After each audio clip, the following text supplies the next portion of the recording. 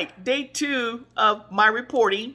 And just so you know that this whole project is centered around enriching the African American spirit, really going back and taking care of our heart, our minds, and our souls. So this is a big thing for me, and I love being a Black woman. I love the Black community. And so this is just really important for me.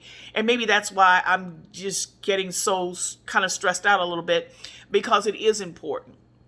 But anyway, I kind of got upset with myself last night, kind of sort of a little bit. I needed to kind of step back and let Spirit lead. Because I started beating myself up. I was in the process of putting up or starting my fundraising campaign for this initiative, and I was using Kickstarter.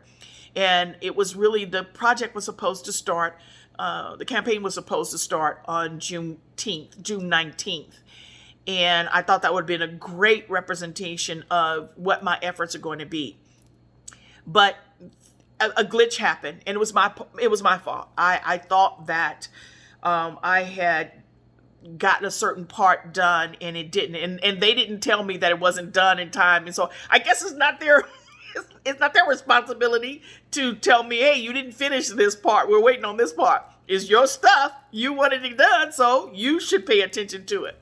But anyway, when I realized last night that it was still stuck in this one area of approval, I was so disappointed. I was like, how is this happening? Because I had set up another deadline or a date for the campaign to start, and it looks like I'm going to miss that as well if they don't make the approval in time. But I kind of had to kind of back away and say, all right, Spirit knows better than I do. We get all caught up in time, but time has no relevance to Spirit. So I kind of let that go.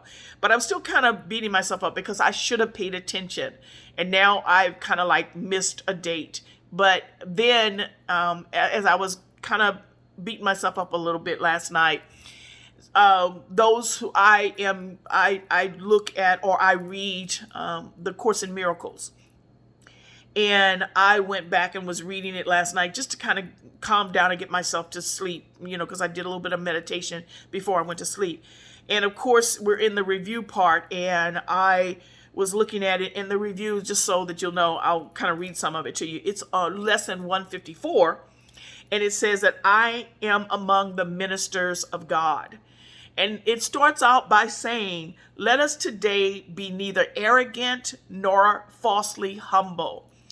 And I took that as, on one hand, I get all worked up because I don't want to be like, oh, I'm something great and wonderful and special. But then that also causes me to shut myself down and not accept the truth that I have been called to be one of God's ministers.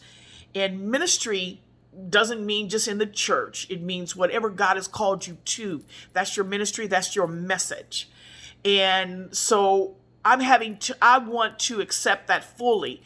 But as it was saying, not out of arrogance nor false humility, but as a fact. And that's what I needed to hear last night, that I have to be okay and accept that I have been called to this place.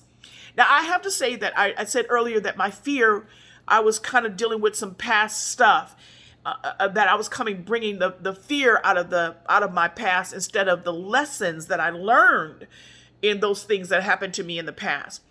And I said that because I've got battle scars. I owned a business, intimate apparel store for full-size women. And yes, it was before its time. It was years ago, before everybody started getting more, circling the wagons around, making sure that body shaming and that kind of stuff was no more. We were already celebrating full-size women and men way back in the day. But I lost that business, and it was, again, I'll just take my own blame for it. But anyway, that loss has caused me to be gun shy. And when God spoke to me to come out of out of hiding to do this, I'm still questioning myself. But again, he's called me to be the minister of an advocate of giving myself permission. That's the message, that our sacred expressive life force has its own blueprint and rhythm. We just have to get in line with that. And so I needed to do that last night. So I had to be reminded that I have been called to this ministry of being an activist for the power of self-permission. And that activism starts with me also taking this position to go in this direction on this particular task.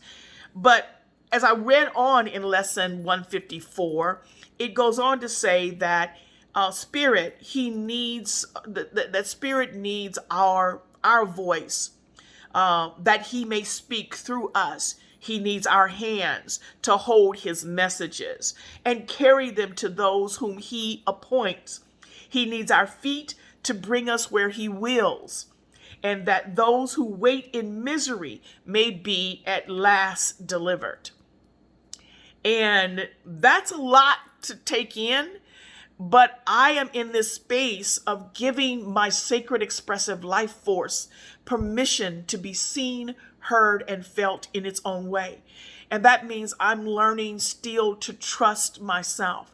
So a part of this is to not just talk the talk of giving myself permission, but one of the things it talks about in being a minister or in God, and being a messenger of God, is that I'm not the one who writes the message.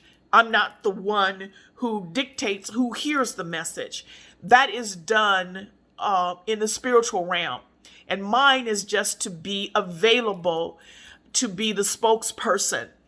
And so I am dealing with that. But I woke up this morning and with a new mind. And I'm not going to say that that's over with. It won't happen again. It probably will. But again, this is a part of the journey of learning to give yourself permission to do what you're called to. And a lot of it is beyond our comprehension, our current comprehension of what we're capable of.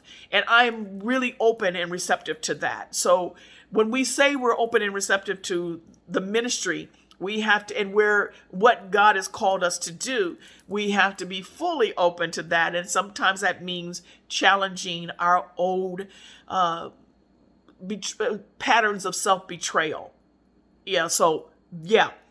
So I have to, all it's saying to me is that it's just enough that I accept that I am a messenger in this ministry. And so I did get some things done today with a new mindset. I was able to call the mayor of Little Elm, hoping that my goal there is to get the city involved in what what I'm wanting to do here. And I also contacted my contractor because this will be a build out. I will have to build this. So, and I do have my eyes on a particular space that we're going to be doing all this in, as I said before. So I'm excited, but it's also scary. And I'm going to allow myself to my conscious self to admit to those insecurities. And then that way, the next lesson, believe it or not, out of this, it says, I will step back and let spirit lead the way. And that's what I ended on this morning, is that I will step back and just be the vessel of moving forward. Yeah. Thanks.